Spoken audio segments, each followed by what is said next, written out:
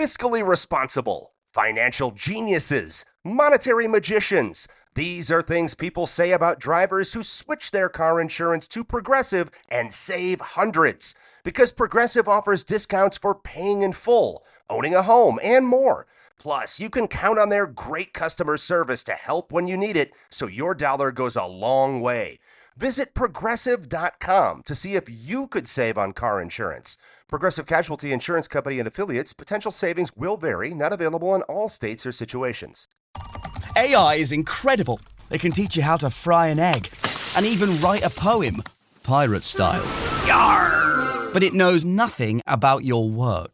Slackbot is different. It doesn't just know the facts. It knows your schedule. It can turn a brainstorm into a brief. And it doesn't need to be taught.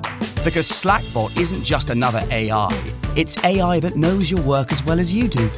Visit slack.com/meet Slackbot to learn more. What does it mean to have a steady job in comedy? On paper, Devin Field has one. He has credits, a WGA card, the whole thing.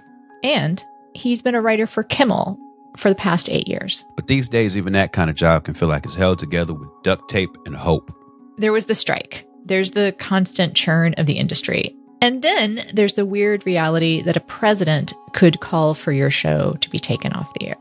This week, we talked to Devin about what it's like to work inside the machine and how hard it is to feel safe no matter how good the job is. The creative economy is broken, but some people are still making it work. We're here to find out how. I'm Anna Marie Cox. And I'm Open Mike Eagle. And this is Past Due.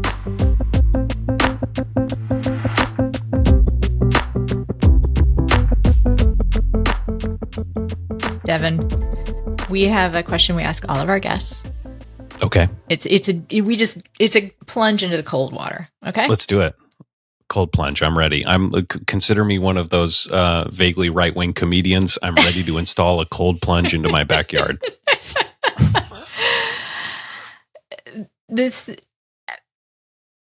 When's the last time you worried about covering your monthly expenses?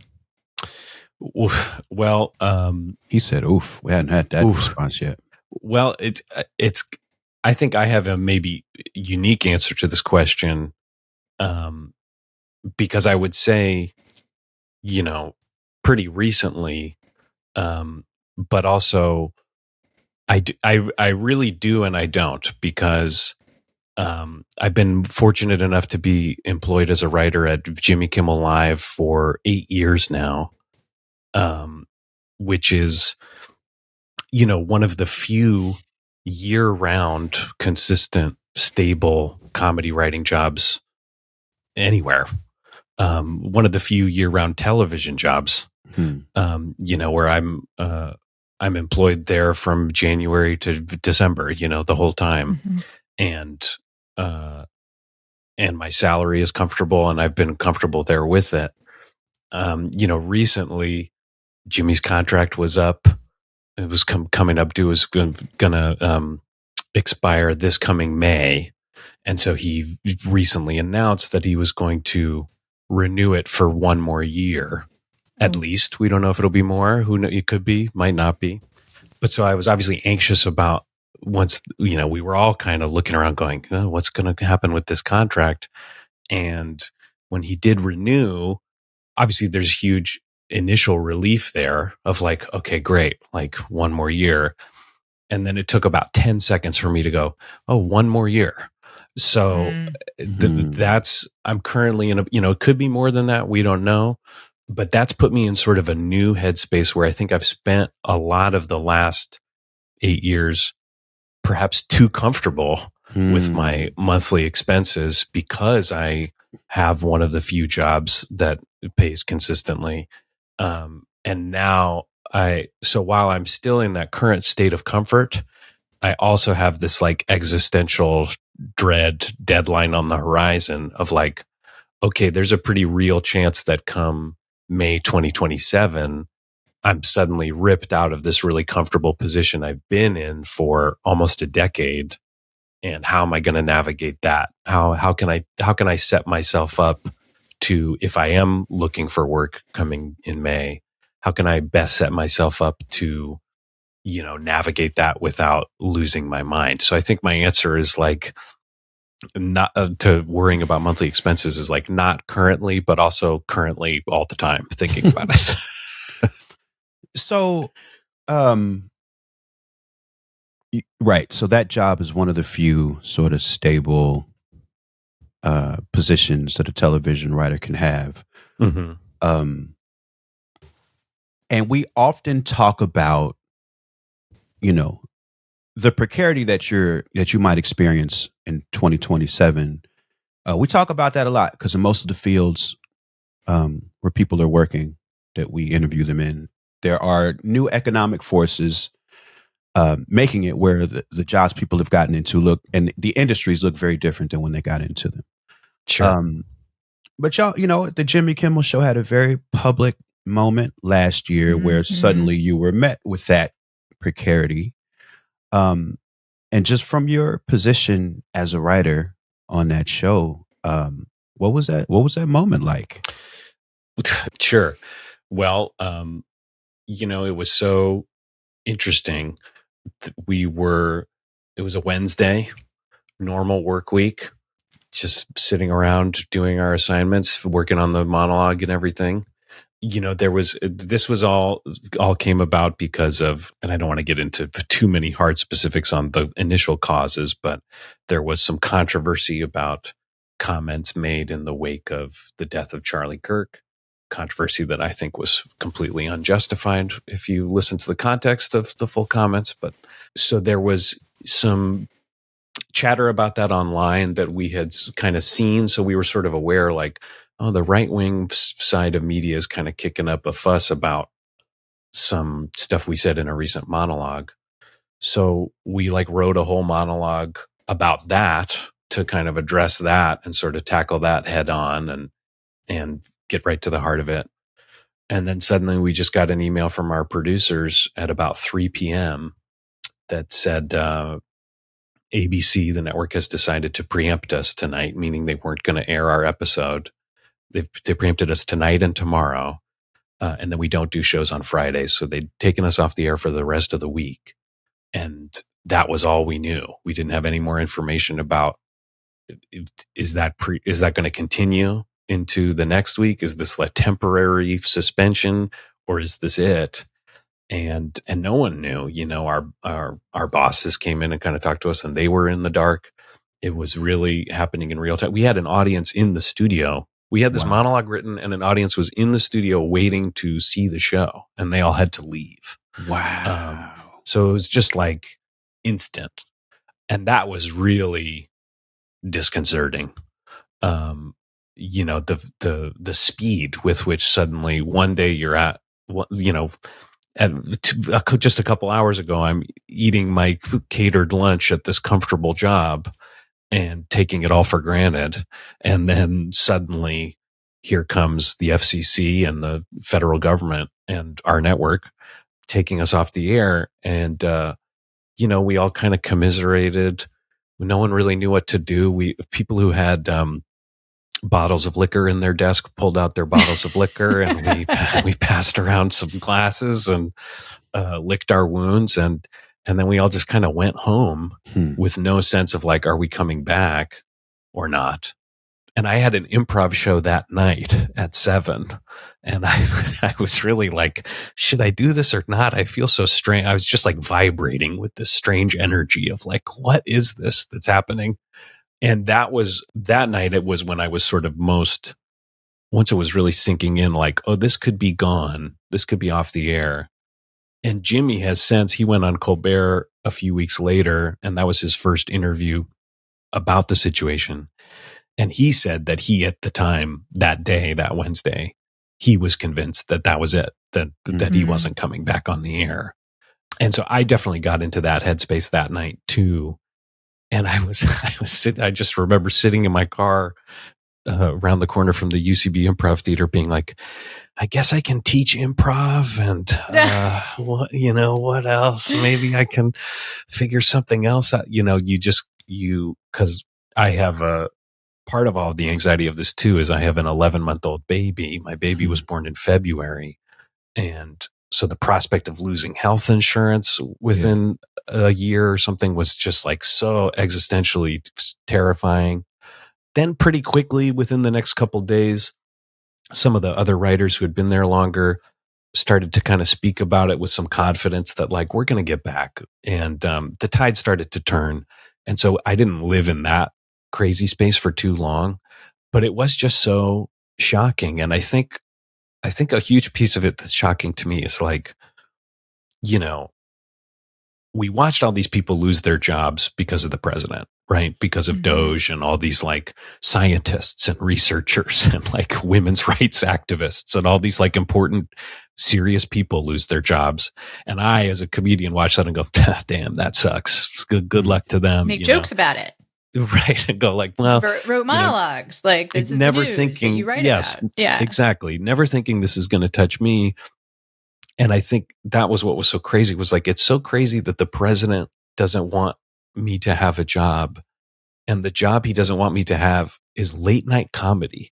I promise you, it is so stupid. You know, like, yes, we do important commentary on the day and stuff, but we also do some of the dumbest, silliest, lightest stuff out there. And so the idea of the powers that be, you know, pulling us off the air instead of just like, you know, the normal course of Hollywood business, you know, network executives being like, you know what, we don't really want to do this anymore. And you'd be like, okay, that's sucks. But we've all experienced some level of that rejection from Hollywood. But so the weird, like, governmental nature of it was so insane and gave me deep empathy for those people with real jobs, like, you know, disease researchers or whatever, who just like, let me go into serious medical work. That'll be my career. How unstable could that be? And then you lose that job. You know, it's like completely insane. So it was a pretty strange week. And then it continues to be, you know, they keep talking about Brandon Carr was just like testifying before Congress and it's still, you're like, God, he's still there. The president keeps threatening removing broadcasting licenses from these networks. It's like, this could come back. You know, I kind of don't think it will. But it's a very strange thing for the landscape of my specific sector of late night TV comedy, something that 10 years ago, no one would have thought twice about. I'll credit Chapo Trap House used to have a bit where they would mention how Trump's obsessions are the obsessions of like an older gay man, like award shows, late night comedy routines, Hollywood gossip, you know, weighing in on Kristen Stewart and Robert Pattinson back in the day. That was a classic. Yeah. Ballrooms. You know? Sure. Magazine covers, you know. Magazine covers. Time magazine. Getting awards of some kind. Totally. I will say that bit, I haven't listened to that show in a while, and I wonder if they're still doing that bit, because I think that's a very, although it continues, he still is obsessive about Hollywood comedy and stuff. Yes. I think he's also realized that as president, he can expand the horizons of what he obsesses about. And now it's Greenland. Yeah, right. It can be anything. Clearly. That's right. Like, he doesn't understand the Mercator projection on a globe, or on a map. So he still thinks that Greenland is huge, and that's why we should. That's right. Yeah, he's like, Africa's small and Greenland is huge. Yeah, no, or like even today, like just today, I'm on my way into work later to. I've been working this week on a video montage of clips of him because we're coming up on the 1 year of him in office for this term, and so me and another writer, Troy Walker, have been working all week on editing. We went through like hundreds of clips to just be like, let's do a montage of the year in review. We went through hundreds, and the number of them that are about transgender for everybody is like a thing he says constantly. And he capitalizes the T and the F and the G every time. It's so strange. I can't understand why things are capitalized and why they're not. Sort of like he's turning it into like Medicare for all. Yeah. Yes. He seems to think it's like a policy. Yes, and he's constantly repeating this narrative that they go to school a girl and they come home a boy, or whatever, or the reverse. You know, like, show me one time that's ever happened. One time. And so it's that, and then the number of times he has complained about windmills is off the charts. I mean, it's like constant. So in terms of what you're talking about of just random obsessions, I've just dug through a year's worth of evidence, and it really is completely all over the map, and yet there are these patterns of it. So who knows if he'll turn his sights back to late night TV anytime soon. So this is an interesting place to talk about some systems in Hollywood, and specifically, I think, around late night and Kimmel specifically, because I know from reading about it, at least, he's been very protective of his staff in terms of making sure y'all are taken care of, very much through some of the precarity that not every boss of their own show, not every host does. What's that like? Where are some of the things that you've seen that he's gone specifically? Let's give credit where credit is due. The places where the Kimmel Show isn't necessarily like other shows. He's just a very considerate and generous person, especially with the staff. It's part of why something is, when we were waiting to see if he'd renew the contract or not, I just kept putting myself in his shoes, thinking like, what an existential, what a crazy position for him to be in, that, I think we have somewhere between 200 and 250 people on staff at the show. A lot of people. And a lot of people have been there for 15 plus years. And, and we've been doing the show, I think 22 years, 23, 22, I think. He's been doing the show. So that's a long time. He'd be well within his rights to be like, I'm done. I don't want to do this every day anymore. And the weight of that decision, knowing that when he chooses to throw in that towel for himself means 250 people are out of work. That's crazy. That would really give me anxiety if I were in his position, in terms of how he's been supportive of us. During the strikes, we had a little bit of support during that time. There were, during COVID was really a great, a lot of the late night shows kind of stepped up at that time, but we were able to continue producing the show in this weird Airbnb that they, for a while he was doing it at his house, and then they did it at this like Airbnb in Hollywood so that they could be like hyper COVID safe. And it was like a skeleton crew, but the staff was paid through that. There's just been a lot of ups and downs that I just think he is someone who is so aware of every person's, where everybody's coming from and everybody's needs. And he doesn't take any of that lightly. He's limited in terms of the types of support he can offer in different ways. But I just think he's someone who is really responsible about making sure that the employees are well taken care of. And there's a strong camaraderie, I think, within the workplace because of it. That sometimes I hear about other shows, not even just late night shows, but other shows where it is more precarious. Like your day to day is like, I don't know how long I'm going to be here or whatever. And I'm really grateful to have received some benefits of that, because, there could have been so many times when it's like, okay, goodbye. I can't because of XYZ, because of these strikes or whatever. We got to cut this, we got to cut that. And I just haven't experienced that, so I've been really grateful to be at a workplace that's led in that way. So that there was sort of an unprecedented moment y'all faced in terms of the political climate affecting a late night production so directly. Has it changed y'all's approach at all as writers? Has it adjusted where y'all think the line is in terms of like what's appropriate to go after or what might be too far? It's a good question. I've been really proud that it hasn't really. I think, our legal department is always very busy. there's lots of lines to look at and make sure that we're phrasing things the right way. Cause, obviously we want to hit hard, but we don't want to put ourselves in jeopardy, put the network in jeopardy. We don't want to speak in a way that is flat out legally irresponsible. So we have a very active legal department that checks every script and kind of makes sure we're dotting all our I's and crossing all our T's. But we also kind of self-police in that way too. Of just yesterday at rehearsal, Jimmy was going over some piece and got to some section of it and was like, let's double check that. Let's make sure that's accurate, because I'm pretty sure that's accurate, but I don't know that I have confirmation on that. So we have like strong fact checking as well. I think if anything, it's just that moment in time has made we've gotten reacquainted with that, with like, let's really make sure that all the screws are tight on this thing.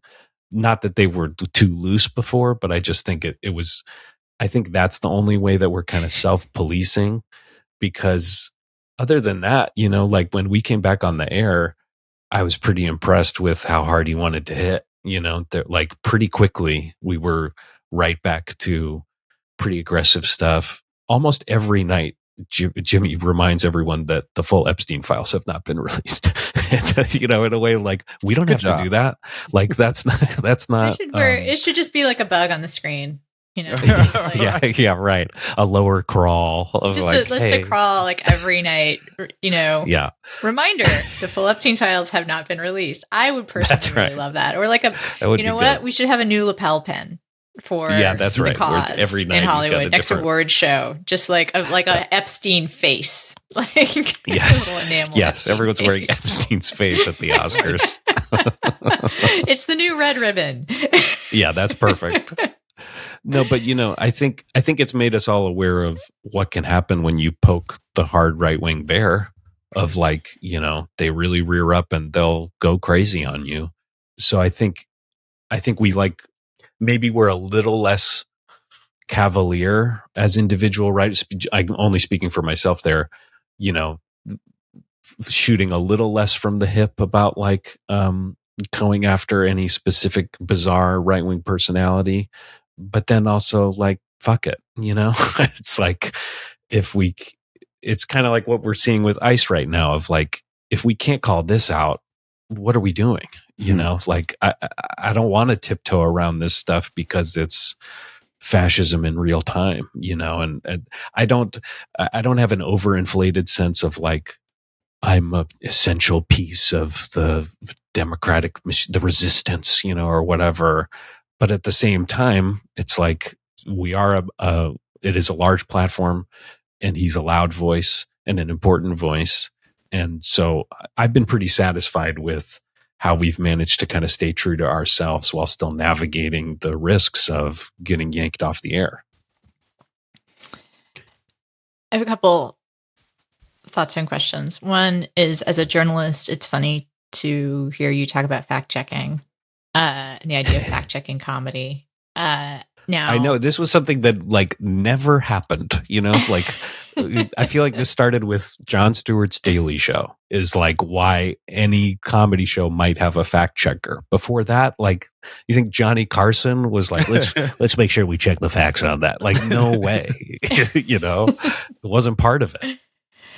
Although I also feel, as someone who thinks about comedy, a lot, that comedy is always stronger when it is really rigorous about the facts. Like when you're not talking about just like the right wing, that when you can mention a specific headline or a specific action, right? Like, I think that usually, personally, I think maybe I would be curious if you think that makes some of the stuff better to be grounded so deeply. Definitely.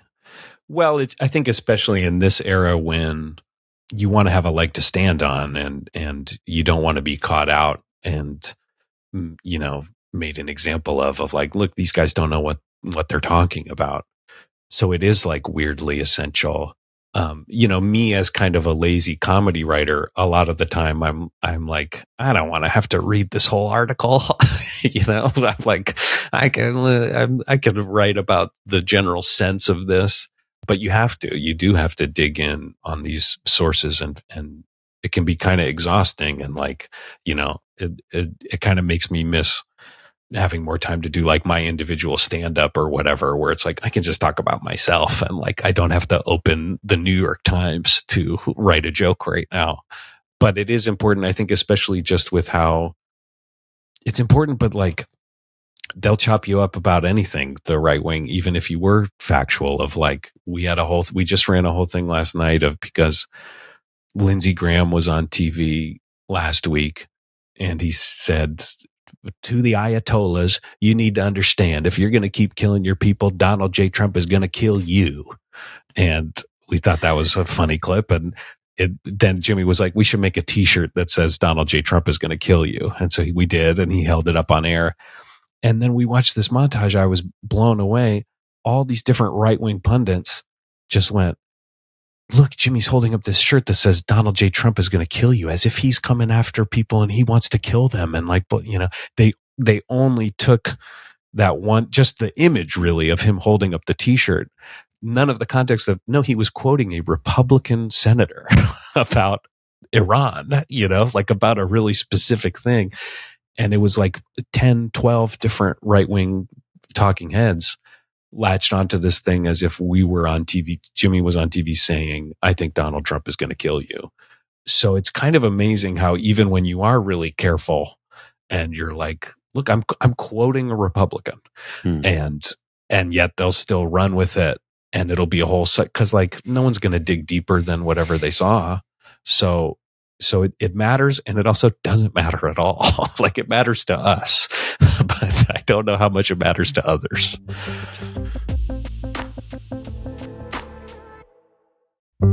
This episode is brought to you by Factor.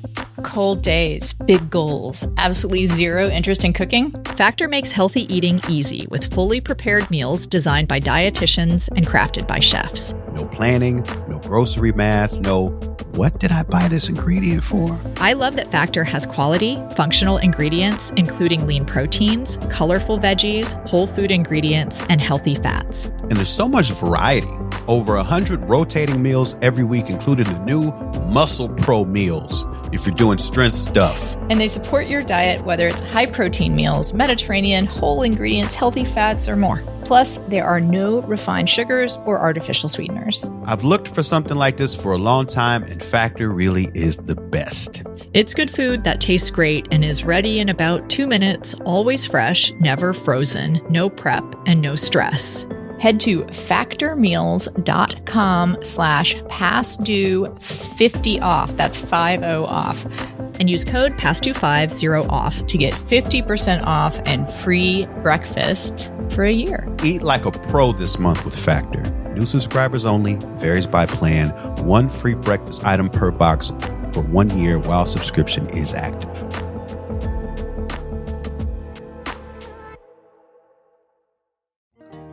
You know what they say.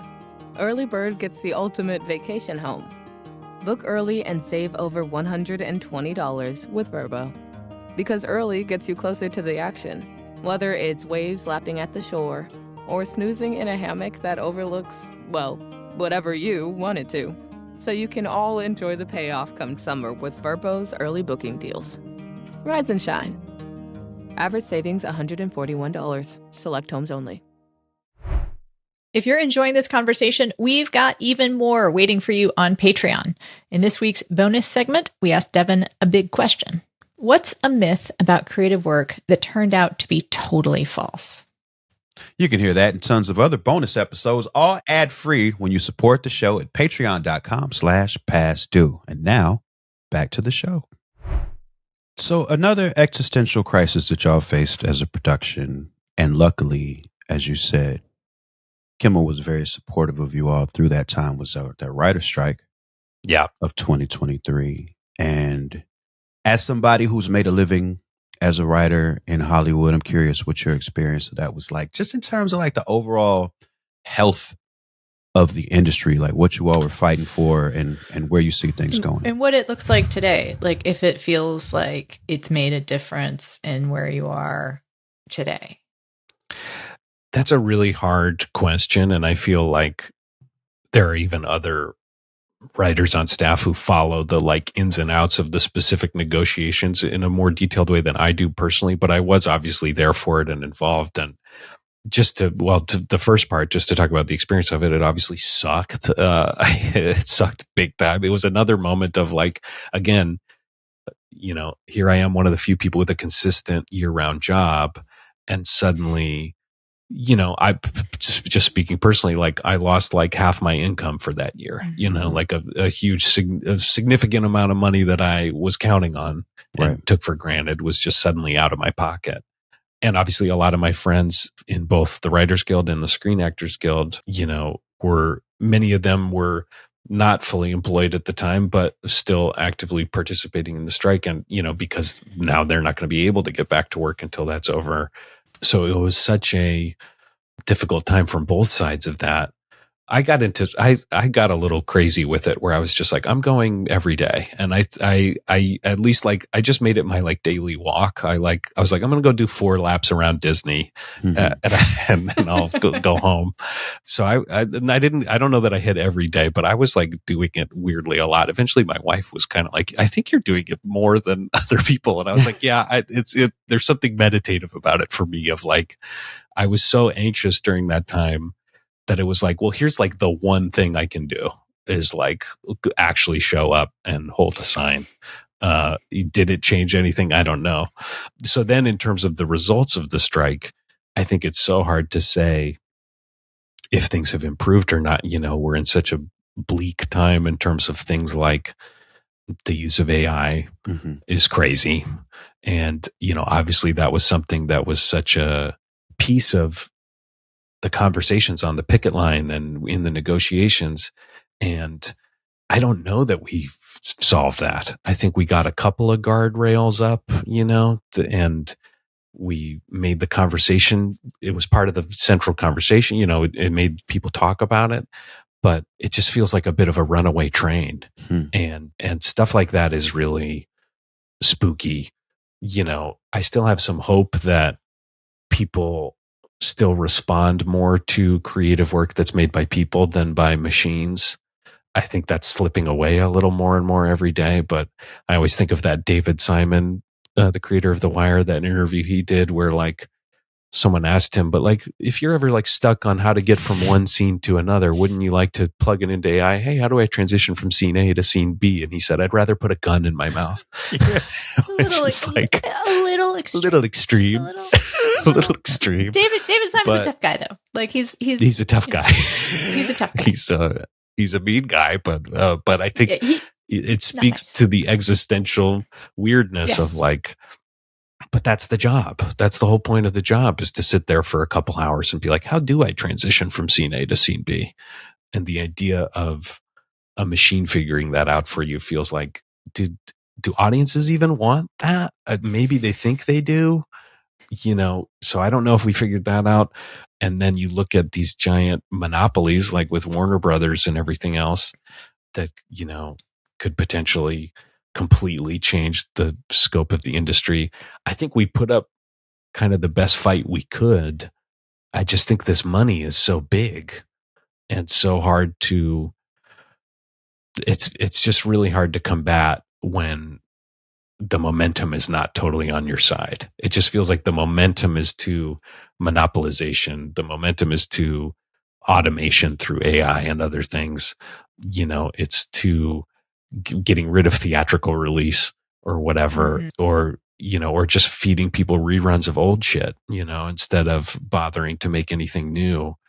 So and part of it, part of my confusion about did we win or not is I'm still at the same job. So I haven't been out in the trenches, like trying to find work.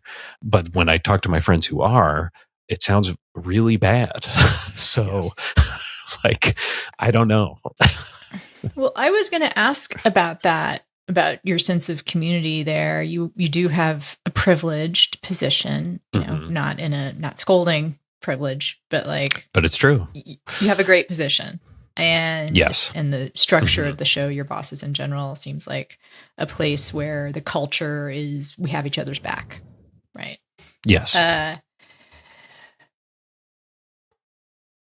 think that also makes for good comedy. I actually don't think it's a spectrum maybe, but perhaps it's easier to be bold. There are 2 ways to be bold: when you know you're not going to lose everything, and then when you know you've already lost everything, right? Sure. Yeah. What do you see in Hollywood right now? I fear it's an uncomfortable middle place. where people are desperate and therefore afraid, and therefore maybe the risks have gotten fewer big swings. But in comedy, do you think you can? Where's your sense of that? It's interesting because I think the issue is just money, because I think we've been in this place for a while now where so that's why they call it money. That's right. That's right. That's what it all comes back to. But I think we've been in this place for a while now where the individual platforms exist for people to do what like Steven Spielberg always tells young filmmakers to do, which is like pick up your iPhone and make a feature film, right? Which is like, hey, easier said than done, but it's available to you, right? And I think about it all the time with stand-up in terms of people putting out their specials on YouTube and monetizing their YouTube channels with their podcasts or stand-up specials simultaneously, and being able to kind of stitch together an income off of that, or Patreon, or whatever else it is. So all those channels exist. But I was talking to a friend about this the other day, and he was like, and he has had some good work and has been able to, support himself and produce a lot of his own stuff. And he was talking about it, and he's like, but, producing my own stuff is really expensive. So like, if I do have an idea for, I have this good idea for like a kind of sketch series, or like, I want to make like a little web thing that's like 8 episodes that it would kind of look like this. It's easy to have that idea and think, yeah, I could release it on my own and maybe monetize on YouTube or whatever. But the actual hard production of like getting a crew, getting a set, there are ways to cut some of those corners, but like in a lot of ways there aren't. So I think that's just the struggle, is like, that would be more possible if you'd been working this whole time, like if I was working 9 months of the year as like an actor or whatever, and then, I've got this 3-month lull, maybe I should produce that web thing. Maybe I'll go make that web thing.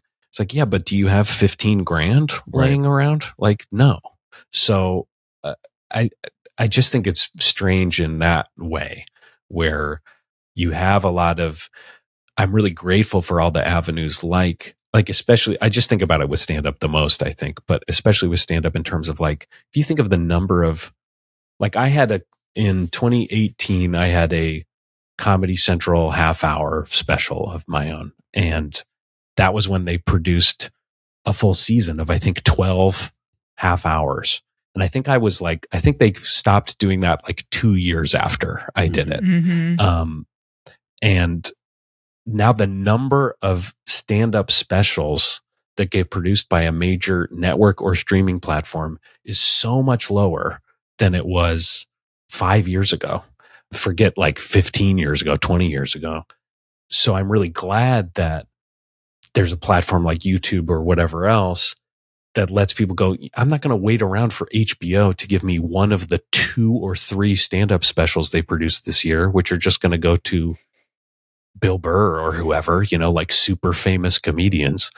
I'm going to go ahead and do it on my own and prove that I have an audience on my own, and I know they're there, and I know that they'll support me. It's just sad that it's come to that. It's like, well, why doesn't HBO want to make 10 different stand-up specials this year? I don't know. Especially something like stand-up. I'm like, it's so cheap. So like, cheap, yeah. You just got to fill one audience one time and like pay an editor and the crew of that shoot and your talent. It feels really like what I would just love to see the numbers and see what algorithm convinced them that they shouldn't do that anymore, because it doesn't really make sense to me. Are you looking to reclaim your health? Tune into the Real Foodology podcast, hosted by me, Courtney Swan, integrative nutritionist and real food activist. I am on a mission to transform our food system by challenging the corrupt practices that undermine our health and replace them with choices that genuinely support our well-being. Listen to Real Foodology podcast on your favorite podcast app. New episodes every Tuesday. You're talking about stand-up now, which is one of your one of the crafts that you practice as well. Mm-hmm. And it makes me think of what you were saying at the top of this conversation when we were talking about Kimmel's decision to do the show one more year, and you saying that it sort of puts you in a mindset of thinking about the potential of having to get back into looking for work. Yep. In like a year. And now that you bring up, stand up and improv and the other things you do, I'm curious where that's put you. How have you prepared yourself mentally for the potential of having to find work? Not well is the answer. Unfortunately, I think part of it is the schedule and the demands of my current job they exist in a really sinister middle ground where it kind of feels like I have enough individual time or free time or even random periods of downtime at work to be like, I could write a pilot, or I could, write some new stand-up while I'm also doing this job. But I've had a really hard time figuring out that balance because of the daily topical nature of it. It's like, no, I'm kind of always lightly doing my current job. So I haven't done the best job of like building an exit ramp for myself. But obviously I'm still like trying. And I have been thinking a lot more about stand-up specifically and also writing, of course. Before the Kimmel job, I wrote on Workaholics. And so that's what I went to school for. I went to school for screenwriting. So I'm interested in getting back to like scripted narrative stuff. And so I'm trying to force myself to write some of that for the first time in a while. But stand up, I think, is one that, is so valuable just in terms of that's something you can do on your own. You can produce yourself. You don't have to wait around for someone to read the material and be like, that's good or that's not. You just have to like go out and do it. But it's really hard to find the time to hit the stage, find the time to dedicate to all of that, especially when there's like no money in doing it. It's not like I'm like, let me shift to stand up and go make $200 a night at all these clubs. It's like, A, that wouldn't be enough even if I could. And B, that's not really a real situation anymore. Like nobody's paying that money. I just saw that clip of, I assume you guys have seen that clip of Chris Gethard talking about the economics. He was on the show, actually. Being a comedian. Was he? Yeah. Okay, great. We talked about it. We got him first. Yeah. On that. Okay, good. Okay, good. When he was looking to do his tour about how hard it is to be a comedian these days. His grievances tour. Yeah. But breaking down those numbers was like, yeah, man, it's wild. So stand-up is definitely something I've been thinking about just in terms of like, well, I could continue to, that's like a self-driving engine that I don't have to count on as many other people, just because I feel like the more other people you have to count on, especially like executives of any kind, the harder it's going to be to get there, because I don't have 250,000 Instagram followers, like I'm not someone who a casting agent would find because like, oh, they're really popular online already. So it means I probably have to get back into that game a little bit too, which makes me want to pull a David Simon and put a gun in my mouth of like, okay, great. I guess I have to make some character videos for my Instagram. Like, it's like not something I'm dying to go do, but it's also something that I've probably been a little complacent in. And, there is something to be said for like, well, a lot of my friends who have made it in these other sectors made it because they were working hard and putting themselves out there and putting their own stuff out there. And I've been putting someone else's stuff out there for 8 years, so I do have to get back to my own individual voice. And I think that's something that is consistent, Let me weigh in. Wait, let me hold you back. Let me weigh in. We told you we do therapy on this show. Great. Go for it. One thing that comes up consistently over and over and over from people who are independent producers or people who are part of teams is, I don't do enough. That must be something that I'm doing wrong. Sure. I am the reason why this is not working for me. I need to do more. And that's something that capitalist system would like all of us to believe, no matter what position we're in. 100%. Yes. And I hear you say that. I want you to remember, like, you're doing a lot. And also, like, you're raising a family, number one, right? Yes. You are doing a job that requires like a lot of bandwidth, because it is something that requires you even more today to be up to speed with current events. And yes. fact checking and doing like all of this stuff. And the fact that you're not able to like grow your Instagram count right now is just a place where you are, you know, like totally. To expect that other thing from you, like, you know, like be kind to yourself. Like, well, that's very kind of you to say. And I appreciate you saying so. And it is something I need to remind myself. I think I just, I feel good when I get to the end of a day and I've done a good job of doing my job that I'm hired at and paid to do. And also like just a little bit of some other stuff. Like, I did put in 20 minutes on my new pilot sample today, or, I did post and promote that improv show I'm doing next week. And like, okay, I got that out there. Like, I'm trying to get better about those bite-sized incremental goals, because I think I am someone who can just look at the giant picture and really spin out of like, but why haven't I written a Fellini film yet? You know?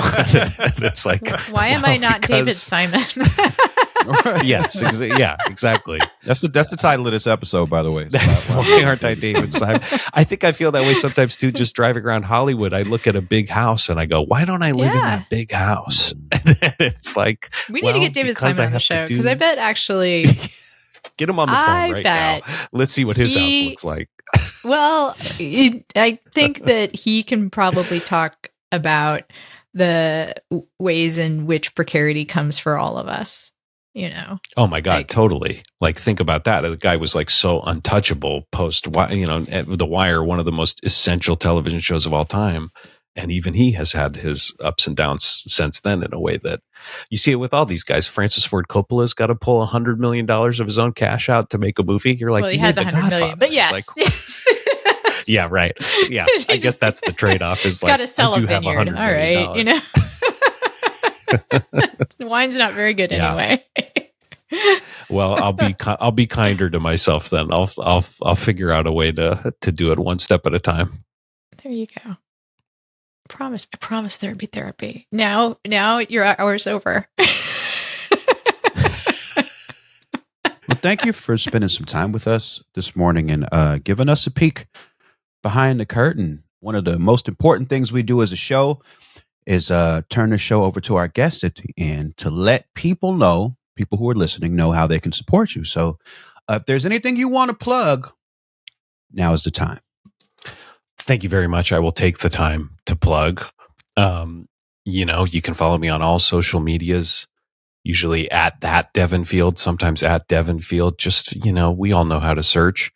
But if you want to see some live shows, I do improv regularly around Los Angeles. My group Yeti has a monthly show at UCB and at the Elysian Theater, first Sundays of the month at the Elysian Theater, and then third Thursdays of the month at the UCB.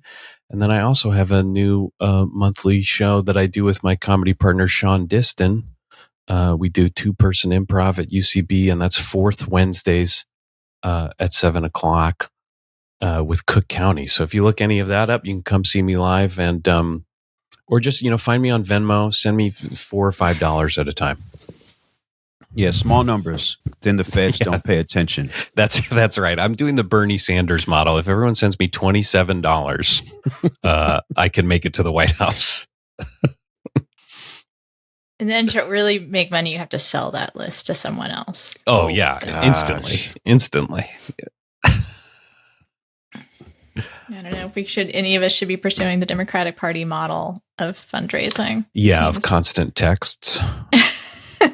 Yeah. I have a friend who's a consultant for Democratic candidates, and I once suggested to her, I will pay money to be taken off lists. Yeah, I would. If you can promise me that I can give money to a candidate and just that candidate and never hear from them again, I will like double the amount of money that I give. Yeah, really. Like, something's got to give with that whole paradigm. Something has to shift. It's not she working said she looked anymore. into it, but it's just too profitable to keep sending this. I'm sure. Of course. Yeah. So who are those people though? Like they must be Yeah. like really sad, lonely, rich old people. It's That's not right. me. Yeah. Yeah. I look forward to catching one of your improv shows around town sometime. I gotta check it out. Please do. I appreciate it. Well, this is I really enjoyed this conversation. You guys are great, thoughtful people about all this stuff. So it's made me think more about it, and maybe I'll go get some work done today. Also, take care of yourself and go enjoy that time with that new person in your house. Like they'll never be that time again, right? So I know. Thank you so much for really taking nice, time away so. from both your work and from that shiny new baby who I'm sure needs to. Well, thank you guys. Really appreciate it.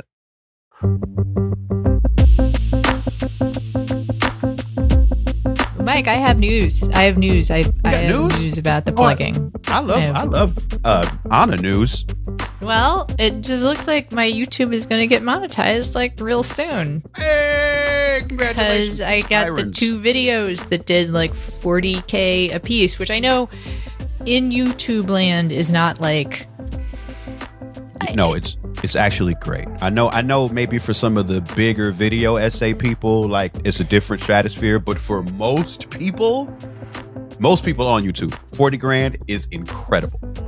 Yeah, so that is going to get me to the 3,000 watch hours that you have to get to before you can have members, which is the first level. I don't think you can get ads until you have 4,000 of watch hours. When you're well on your way.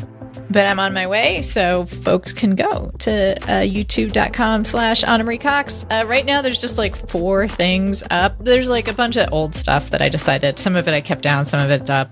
There's episodes of my other podcast, and I'm doing more. I'm going to Minneapolis. By the time people hear this, I probably will already be there, and I'm planning on doing some stuff from there. And of course, I have the Patreon also, which is kind of different. It's mainly for people that are interested in my creative writing stuff. But there is a tier that's just you don't get any benefits besides the warm feeling of supporting me. Wonderful. So I encourage people to sign up for that. There will be different stuff coming soon. I think I'm going to do more behind the scenes stuff. But for now, someone very smart that we interviewed, Mary Robinette Kowal, emphasized that when you're doing a Patreon to not offer more than you can give. That's real. Right? And to start low. So there's just it's the I Love Anna tier. $5 a month. Everybody who loves Anna, you know what to do. $5. You know what to do. And then let's see. Winnipeg's still in your future. Yeah, next week, Winnipeg, Saskatoon, and Edmonton. Actually, probably, I don't know when this is coming out, so it's potentially this week. Those 3 towns in Canada, where it's going to be very, very warm. Very warm. It's going to be very hot. It's going to be, no, it's not going to Are be you that just at all. willing this into existence? That's what I was trying to do, but I bailed. I bailed in the middle of it. I couldn't even convince my own body to commit to that lie.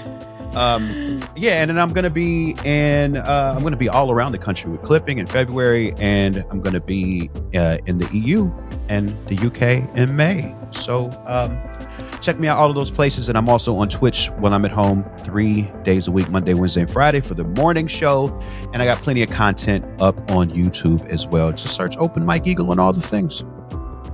And of course, I'm also Anna Marie Cox on all the things. And people are interested in Minneapolis stuff. Follow me because if I'm not there, I'll be retweeting a bunch of things from there. I'll see you next week, Mike. See you next week.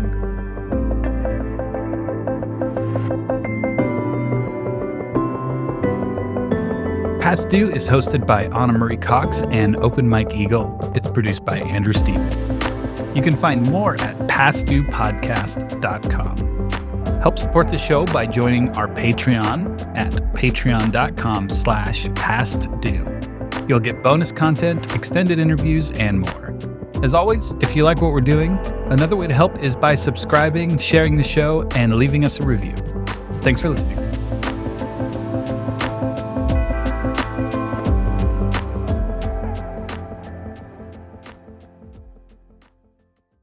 Not all darkness is dangerous. Sometimes it's the doorway to becoming whole.